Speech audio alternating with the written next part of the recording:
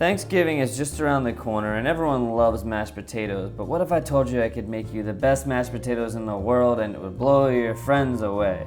Well, this is not a typical Brothers Green thing. It takes a little more work than usual, but it's worth it. If you want to try it, you should try it. Peel 3 large potatoes. I'm using the just Idaho standard, but whatever you like for mashing. Then you just cut it up into chunks. Oops, I almost lost it there. Cut it up into chunks. Now take the skin and boil the skin in milk.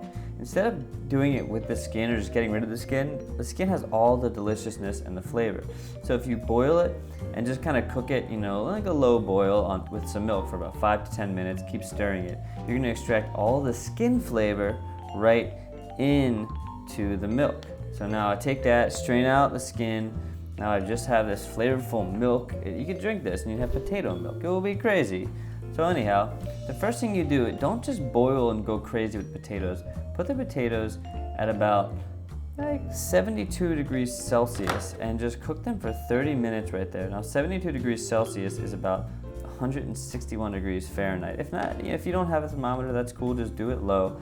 So once that's done, then you just put them in some cold water, make sure it's nice and cold, and then you can just do your standard boil. Now you're wondering, why would you do that? Now I don't really know the science behind it, but the cool thing is, instead of just making your potatoes all mushy and weird and starchy, it actually locks in all the flavor and it locks in all the starch right into the potato, so then when you give it the normal boil, and get it nice and fork tender right here. So, just like you would standard, now it's nice and fork tender, but if you look at the potato, it's not all weird and starchy. It's just nice and tender, and it's like just contained within itself. So you're getting the full potato, you're not getting all kinds of other stuff going on. See, I break into it. It's just a beautiful potato with the double cook method. Now I take a ricer.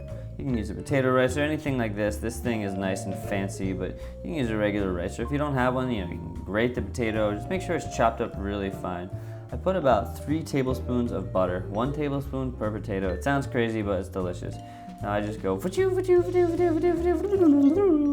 around and around and around and around she goes. Yes, she goes. Now look, I have this cool potato stuff, and now that the potato's still hot, it's gonna be slowly melting that butter as I mix it around.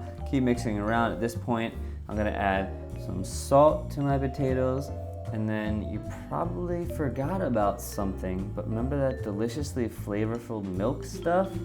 Oh yeah, the skinny milk. Get it? No pun intended. Skinny milk. Pour the skinny milk in there. I did a little bit at first just to test it.